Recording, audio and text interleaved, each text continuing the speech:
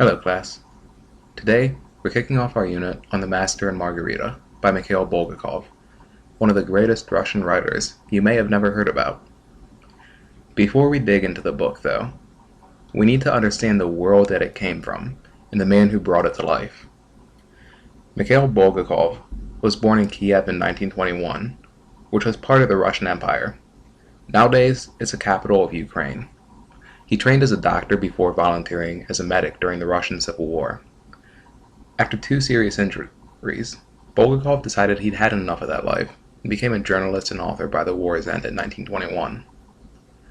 His family decided to leave Russia for Paris, as they had fought on the losing side against the Soviets. Mikhail was sick of typhus and could not leave. He never got to see his family again. He continued to work as a writer, and most of his works were banned by his death in 1940. In The Master and Margarita, he wrote, "Manuscripts don't burn." The government could ban or destroy his works, but not the message they carried. This was the most dangerous book he ever wrote.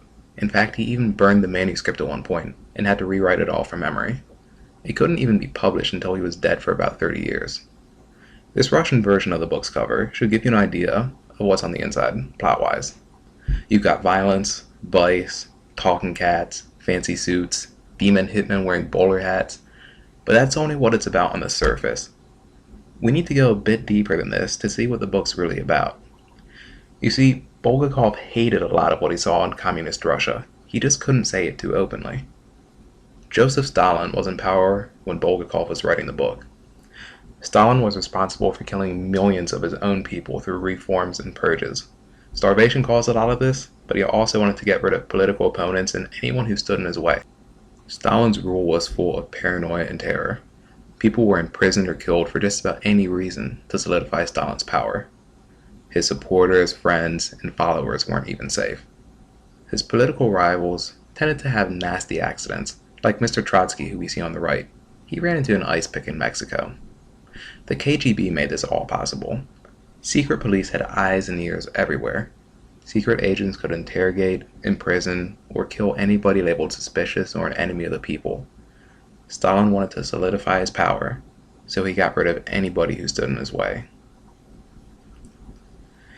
Bulgakov had to stay under the radar.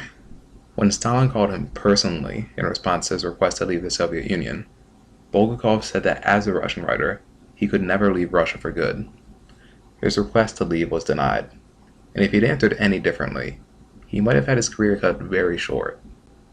In reality, though, Bulgakov saw problems in the Soviet Union that communism was supposed to have solved. The rich ran the show and the poor suffered. Opulence and greed created a spoiled upper class to replace the one the revolution had destroyed. This type of thought could have gotten Bulgakov killed if anyone found out. Now, George Orwell posed the same idea in Animal Farm, which some of you may have read. All the promises of the new rulers fell apart as they grew to replace the evil they saw in the world and originally wanted to throw out. The people in power grew divorced from the working class's struggle because they only cared about themselves. Difference was, Orwell probably wouldn't get killed for voicing that opinion.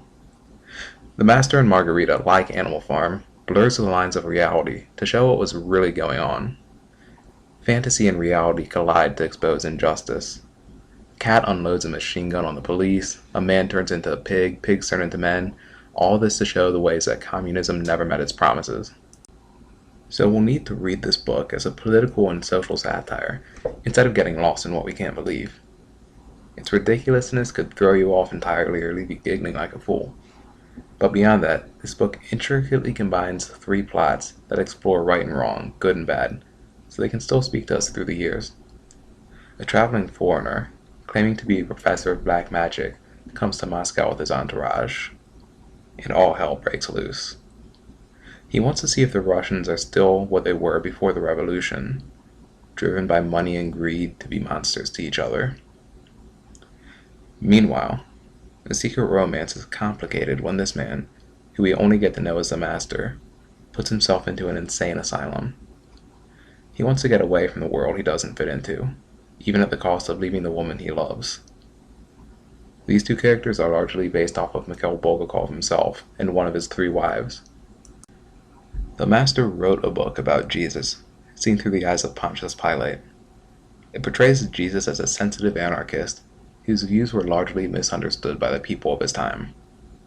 It's because of this book's poor reception that the Master checked himself into the insane asylum in the first place, after burning his manuscript. All of these plots come together and crash into the lives of Moscow's social elite, who spend most of their time being useless and depraved. It questions their values and very existence. They're largely the target of this book, as they embody the people who mistreated Bulgakov, much as they hurt the Master in the book itself. These stories work together so delicately and beautifully that Mikhail Bulgakov is one of the most celebrated Russian writers of all time. His works were silenced or unpublished during his life, but now that he's famous, people pay him tribute or try to defile his memory. After all, this is one of the most controversial books ever written. People either love it for its beauty and sincerity, or they say it's blasphemous and satanic and still shouldn't be published. This just goes to show that manuscripts don't burn. His message is still as clear as ever and can't be silenced. This is an awesome novel, and it's still relevant today because it addresses problems that we're all familiar with.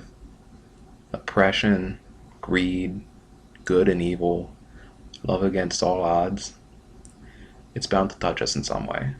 And now that we know a bit more about it, we're ready to find out what it can really show us.